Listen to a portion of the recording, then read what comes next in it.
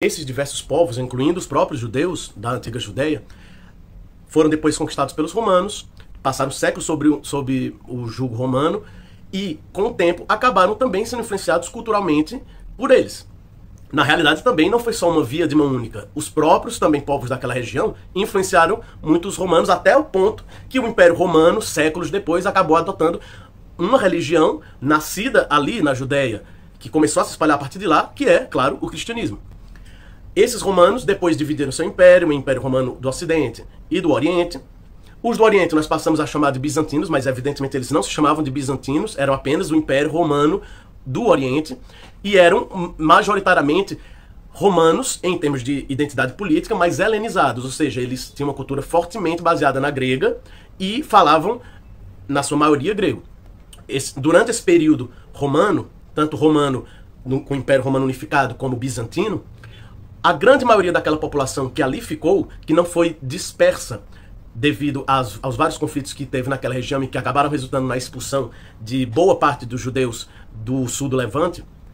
acabou se tornando cristã ao longo de séculos de influência cultural, de atividade missionária, de mudanças na política e na cultura da região. Tornaram-se majoritariamente, então, levantinos cristãos, como até hoje ainda existe uma minoria de cristãos naquela região do que hoje é a Palestina e, sobretudo, no Líbano. No século VII, depois de Cristo, houve, por fim, uma conquista pelos árabes, que já trouxeram uma nova religião que era nitidamente, em parte, baseada no cristianismo e principalmente no judaísmo, que é o que se conhece como Islã. Os árabes invadiram essa região, tomaram dos romanos orientais, dos bizantinos, e ao longo de mais de 500 anos, essa região foi aos poucos sendo islamizada e arabizada. Da mesma forma como antes os romanos haviam se tornado um grande império e conseguiram até imprimir a sua língua a diversos povos que originalmente não eram romanos e evidentemente não falavam latim, inclusive o povo do que hoje é Portugal, e através desse povo de Portugal, em futuras conquistas e colonizações, chegou essa língua até aqui ao Brasil, e agora eu estou falando em português, uma língua derivada do latim. Da mesma forma, os árabes fizeram isso nas regiões que conquistaram, ainda mais naquelas muito perto da Península Arábica, de onde os conquistadores árabes vieram, como é o caso da Palestina. Ao longo de vários séculos, permaneceu ainda uma maioria cristã no que hoje é a Palestina, então a maioria dos palestinos eram cristãos, mas aos poucos eles foram sendo vencidos por várias pressões tanto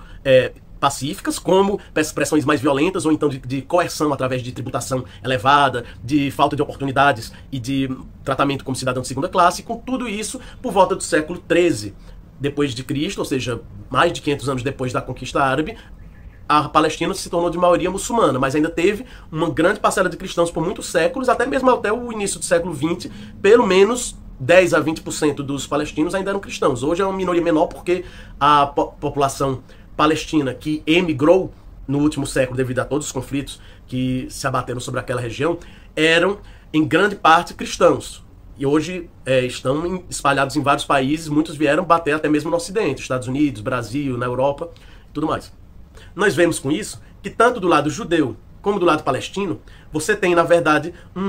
caminhos históricos diferentes que, quando você vai cavando, indo cada vez mais para trás na história, acabam remontando a uma base comum. Uma base que incluía os israelitas e os judeus e que, a partir daquilo, acabou resultando em populações com culturas e identidades diversas, mas com raízes parcialmente comuns. Com a diáspora judaica, que na realidade antecede muito, em vários séculos, a dispersão dos judeus pelos romanos entre 70 depois de Cristo, quando destruíram em uma guerra o segundo templo de Jerusalém, chamado Templo de Herodes, e 135 depois de Cristo, quando houve a grande expulsão após uma rebelião especialmente violenta dos judeus contra o Império Romano, os judeus foram não só se dispersando, não se mantiveram, ao contrário do que talvez já se creu no passado, não se mantiveram absolutamente isolados, sem nenhuma integração com a sociedade e terminantemente avessos à mistura com os povos locais. Hoje já se sabe que a história foi mais complexa, que pelo menos até um certo ponto na história judaica havia uma disposição de assimilar povos, de se misturar com pessoas locais e de aceitar convertidos ao judaísmo. Dessa forma, os judeus, até mesmo de forma muito visível, hoje têm uma grande variedade genética e também, por consequência, fenotípica. Os judeus da Europa, Hoje se sabe que tem aproximadamente, já que isso aí varia de região para região, até mesmo de família para família, uns 40 a 60% de ancestralidade genética autossômica, que é o que importa mais, porque é a grande maioria do genoma humano e é a parte do genoma que realmente se mistura e se recombina a cada nova geração, vinda dos povos do sul do Levante. Não tem como nós afirmarmos que são necessariamente que 100% desse componente genético do sul, do Levante, da região de Israel e Palestina, é mesmo somente de adeptos do judaísmo de meados de 2000 ou 2.500, 3.000 anos atrás. Não tem como afirmar isso, mas é uma grande probabilidade. Essa população, nitidamente, ao chegar na Europa, ao longo dos séculos, absorveu várias pessoas que não eram originalmente da população judaica. Nós conseguimos ver, comparando as linhagens paternas com as linhagens maternas, que são determinadas através da análise de variações que existem no genoma do cromossomo Y, porque o cromossomo Y é um cromossomo sexual que faz a diferença entre as pessoas biologicamente masculinas e biologicamente femininas, e o DNA mitocondrial, porque o DNA mitocondrial que nós temos em todas as nossas células só é passado de mãe para filho. A mitocôndria dos homens não é passada para a geração seguinte. Com a análise dessas linhagens paternas e maternas, nós conseguimos entender melhor como foi a história, porque a grande maioria, a avassaladora maioria das linhagens paternas dos judeus europeus, especificamente dos judeus Ashkenazim e dos sefarditas, que por muitos séculos viveram majoritariamente na Europa, são primordialmente de origem levantina, mais especificamente do sul do Levante, ou seja, ali das imediações do que hoje são Israel, Palestina, Jordânia, Líbano. Então, nós podemos ligar as linhagens paternas dos judeus da Europa, mas não só da Europa, a pessoas que milênios atrás estavam ali nas imediações do que hoje é Israel. Só que nas linhagens maternas, a coisa é bem diferente. A maioria das linhagens maternas dos europeus judeus são de origem europeia, principalmente ligadas, podem ser traçadas principalmente a populações que ou viviam ou eram muito parecidas com as dos atuais europeus do sul, principalmente ali da Itália, Grécia e regiões próximas dali. Logo, a história parece ter sido o seguinte: muitos judeus, ao se dispersarem, eram majoritariamente homens, ou então tiveram alguma outra dificuldade ou necessidade de procurar esposas na população local, aceitavam a conversão dessas mulheres e, em grau bem menor também de alguns homens, ao judaísmo, e os incorporaram às suas nascentes comunidades judaicas, e a partir dali, ao longo dos séculos, eles foram formando uma identidade própria na Europa, como judeus Ashkenazim, judeus sefarditas, e com isso foram depois se tornando mais endogâmicos, ou seja, mais fechados em si, até mesmo por causa de várias perseguições e preconceitos que sofriam por parte dos europeus cristãos, e séculos depois se tornaram aquela população com um perfil genético muito inconfundível devido a séculos de deriva genética causada por esse relativo isolamento, mas isso já muito tempo depois desse período inicial de forte miscigenação. A mesma história, embora talvez não de forma tão intensa, aconteceu nas demais comunidades da diáspora judaica, por exemplo, no norte da África, no resto do Oriente Médio, Irã, Iraque, Síria, Turquia, no Cáucaso. Também houve muita miscigenação, no geral seguindo esse mesmo padrão, de linhagens paternas majoritariamente ligadas aos habitantes do sul do Levante na Antiguidade, mas com muitas linhagens maternas, ou até mesmo, às vezes, a grande maioria, vindas das populações locais de onde eles foram emigrar e estabelecer novas comunidades judaicas longe da sua terra natal, da Judéia. Hoje, os judeus são esse conjunto de populações geneticamente diversos entre si, mas também diversos das populações em meio às quais eles viviam, porque eles são majoritariamente essa confluência de um pouco das populações locais com a população judaica original, aquela que durante séculos viveu no reino de Judá e também absorveu uma parte da população do reino de Israel, como nós já explicamos no vídeo anterior. Algumas populações judaicas têm apenas uma pequena parcela de ancestralidade genética de fato vinda da população israelita, ou pelo menos mais genericamente da população do sul do Levante da Antiguidade. provavelmente é porque eles derivam majoritariamente de uma população local desses países, por exemplo, os judeus de Coxim e os judeus etíopes, que também são plenamente reconhecidos como judeus, mas que tudo indica que na sua origem são majoritariamente pessoas locais que devem ter tido um contato, sim, com população judia, com imigrantes que vieram de lá e que adotaram a identidade, a religião deles e com o tempo acabaram se tornando a maioria no perfil de ancestralidade genética dessas populações. Ao fazer uma comparação horizontal, no mesmo período histórico, ou seja, na contemporaneidade, fica nítido que, primeiro, os judeus definitivamente não são europeus que estão apenas tomando uma terra que nunca foi deles e que eles apenas acreditam ser sua por motivos puramente religiosos e político-ideológicos. Não. Os judeus são muito claramente distintos das populações europeias em meio às quais eles viveram por muitos séculos. É importante lembrar que os judeus têm uma diáspora que está espalhada hoje pelo mundo todo, mas historicamente estava espalhada por pelo menos Europa, África do Norte, Etiópia, uma parte do chifre da África,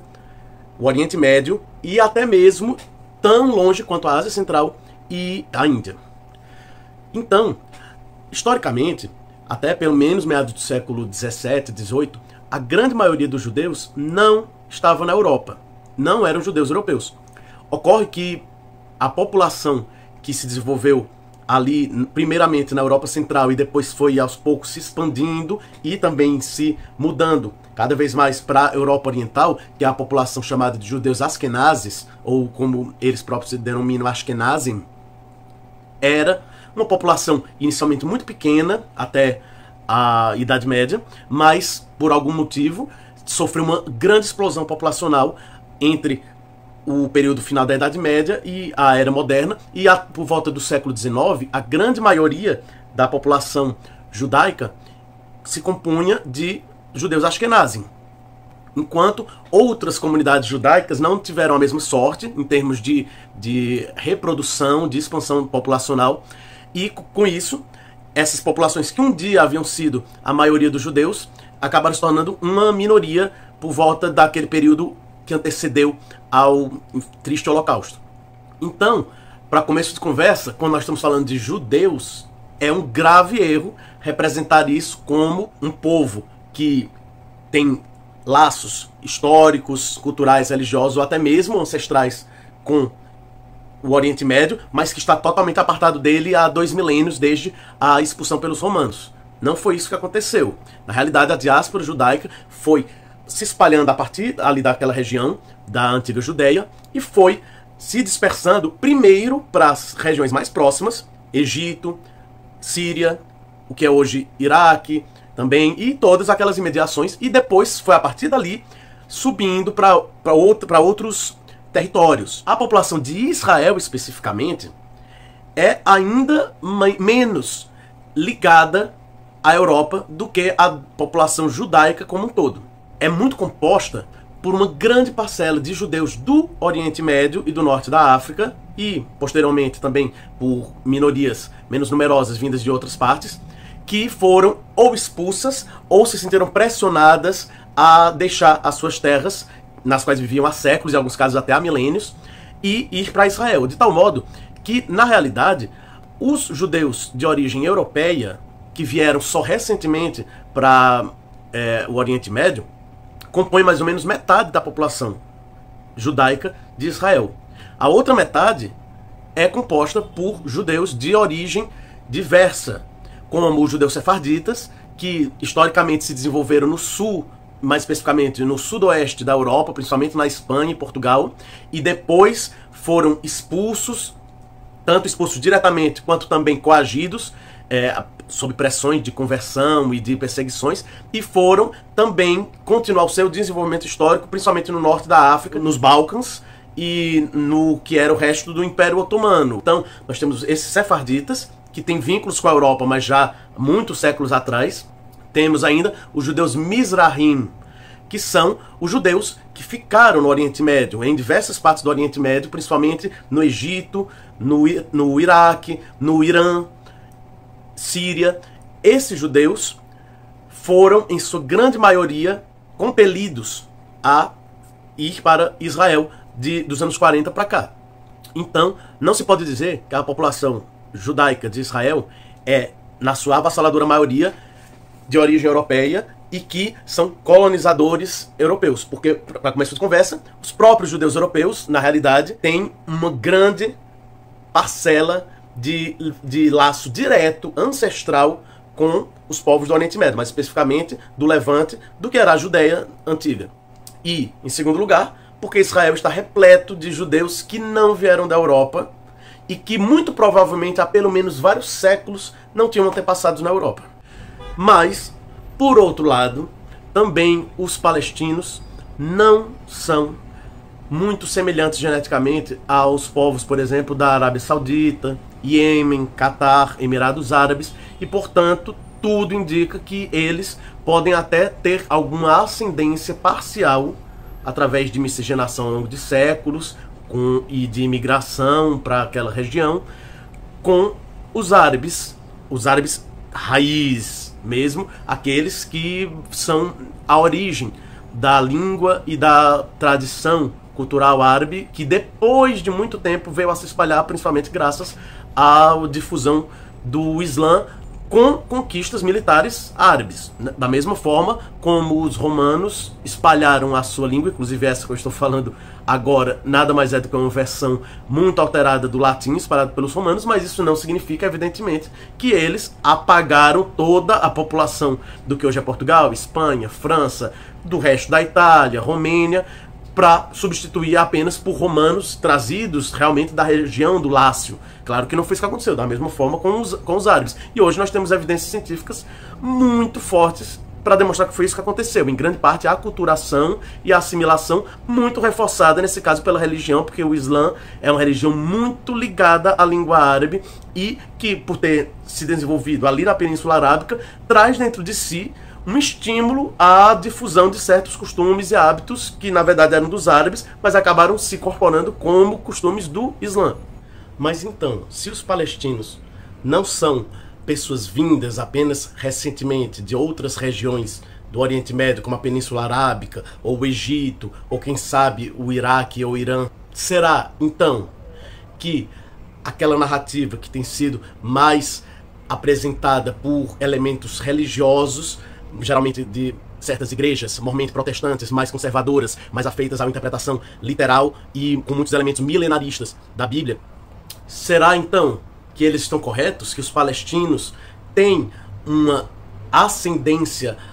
principalmente nos filisteus da antiguidade, e por isso que aquela região se tornou a Palestina, e por isso que eles se chamam de palestinos, e também por isso é que eles têm conflito com os judeus que estão tentando voltar para sua terra, da mesma forma que também havia forte rivalidade entre filisteus e os judeus. Na verdade, ainda não eram bem judeus, eram mais genericamente tribos israelitas. Lá na antiguidade, ainda no início, nos primórdios da história dos israelitas e dos que depois se tornariam, através de Judá, os judeus, será? Não. Nós já tínhamos evidências através de linguística, através também, principalmente, dos elementos culturais que se podem perceber nos materiais deixados pelos filisteus e estudados hoje pelos arqueólogos, que os filisteus, muito provavelmente, ao menos na origem da elite da população que comandava a região e que fez a base da cultura e da identidade do povo filisteu, não eram ali daquela localidade e talvez, muito provavelmente, nem do Oriente Médio. As pistas indicavam mais para uma origem no Mar Egeu, ou seja, ali entre a Grécia e o que hoje é a costa da Turquia, antigamente chamada de Ásia Menor, também de Anatólia. Então, isso aí acabou sendo confirmado pelos estudos da arqueogenética mais recentemente. Foi mais um caso em que foi interessante observar como o desenvolvimento de uma nova ciência acabou servindo para corroborar o que cientistas do passado já tinham conseguido concluir através de diversos indícios nas línguas, em materiais, em evidências da cultura e das crenças que chegaram até nós pelos documentos antigos ou pelo que eles deixaram em sítios arqueológicos. Esses estudos foram feitos há alguns anos numa cidade que antigamente já fora um grande centro dos filisteus, que é a cidade de Ashkelon, que hoje fica em Israel, e conseguiram pegar o DNA, extrair dos ossos de restos mortais de indivíduos que viveram em 3 fases históricas diferentes. Alguns deles no final da Idade do Bronze, que é antes do aparecimento da cultura e de uma população que possa ser claramente identificada como filisteia, e depois alguns indivíduos do início da Era do Ferro, que é mais ou menos lá no comecinho do primeiro milênio antes de Cristo, e, por fim, um período posterior, já numa fase mais recente da Era do Ferro, ainda no primeiro milênio antes de Cristo, mas um pouquinho mais perto já do final do milênio. Com essa comparação entre indivíduos de fases diferentes e também comparando todos esses indivíduos com outros indivíduos de outras populações antigas e também modernas, foi possível observar que os filisteus aparecem ali no início da Idade do Ferro com um perfil genético diferente do que tinha antes e também do que passou a ter depois. E o grande diferencial deles era que, embora eles tivessem, vários dos indivíduos, ao menos, uma grande parcela de ancestralidade genética realmente ligada ao povo ali do Levante mesmo, principalmente do sul do Levante, seja Israel, Palestina, na época, os reinos de Israel, Judá e alguns outros que haviam naquela parte do sudoeste asiático. E a outra parcela minoritária na maior parte dos indivíduos, mas significativa em alguns deles, era muito próxima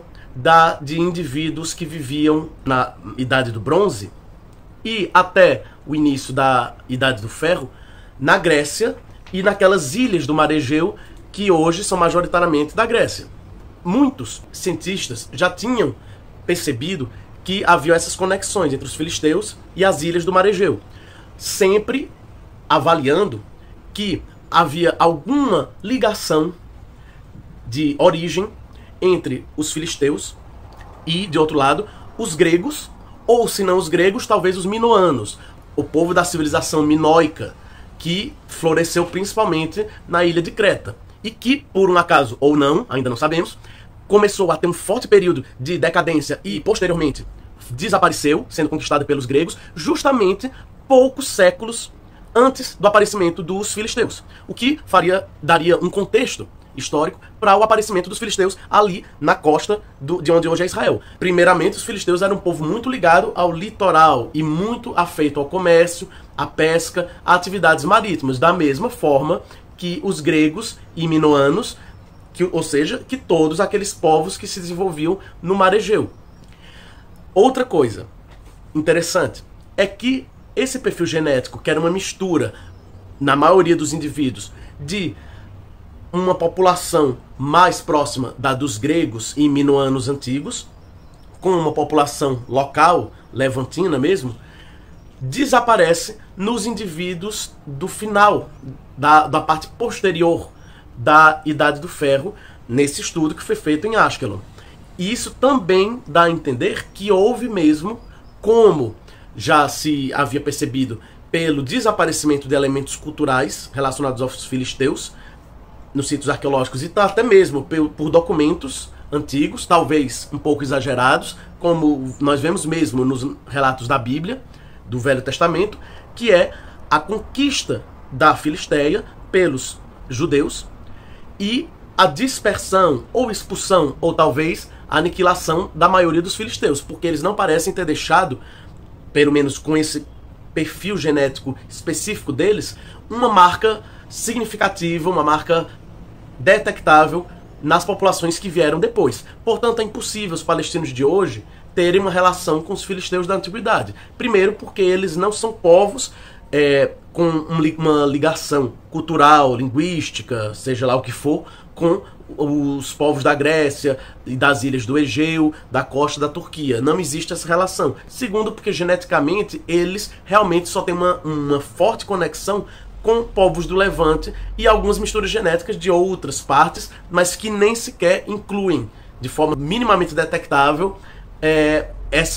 esse componente ancestral ligado aos minoanos ou gregos que era visto na população filisteia. Então, mais um mito derrubado. Ufa, pessoal, foi muita informação, até mesmo para mim, ficou até um pouco complicado tentar resumir tantos milênios de história, tantos fatos e tantos povos e grupos que foram tomando rumos tão diferentes ao longo da história em apenas um conjunto pequeno de vídeos. Ainda ficou faltando muita coisa, mas eu acredito que pelo menos a essência eu consegui passar. Espero que tenha ficado claro e pelo menos não tão cansativo ou prolixo assim para vocês também que estão assistindo a esse vídeo. Se vocês gostaram, se vocês acharam informativo e esclarecedor, peço que compartilhem com seus amigos, com seus parentes e que também continuem seguindo o nosso canal, curtindo nossos conteúdos, porque isso dá muita força para nós continuarmos a produzir esses conteúdos e também para outras pessoas terem acesso a essas informações que eu estou passando aqui, tentando resumir para vocês. Espero que tenham gostado, mais uma vez. Agradeço a presença de todos que vêm até este canal para discutir um pouco, pensar um pouco junto comigo sobre esses assuntos da atualidade, que muitas vezes não estão circunscritos só a esse momento, porque é impossível entender o presente sem também entender tudo que antecedeu e que faz com que, da sequência dos eventos, as coisas sejam como elas são hoje. Talvez nos próximos dias nós venhamos com mais alguns conteúdos, porque sempre vão aparecendo novas questões aí que são jogadas no mundo da internet, no mundo das informações e desinformações em que nós estamos mergulhados hoje em dia, e que talvez suscitem mais algumas questões que devem ser esclarecidas ou explicadas e que nós achamos interessante de abordar aqui no nosso canal. Espero contar com a presença de vocês também nessas próximas aventuras de conhecimento. Agradeço mais uma vez e bora continuar aprendizendo. Até a próxima. Tchau.